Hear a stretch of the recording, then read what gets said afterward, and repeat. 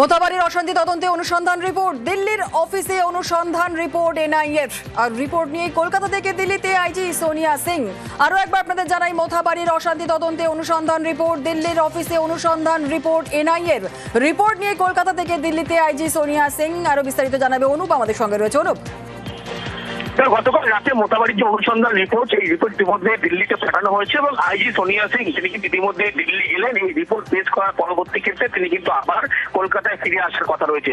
এবং গতকাল যে বিডিও অফিসে মোথাবাড়ি অঞ্চলের 22 জন বিএলওকে জিজ্ঞাসাবাদ করা হয়েছে, মোট কতজনের নাম বাদ গেছে এবং আর কোন কোন তথ্য ইতিমধ্যে সেখান থেকে উদ্ধার করা সম্ভব হতো, নেওয়া সম্ভব হয়েছিল।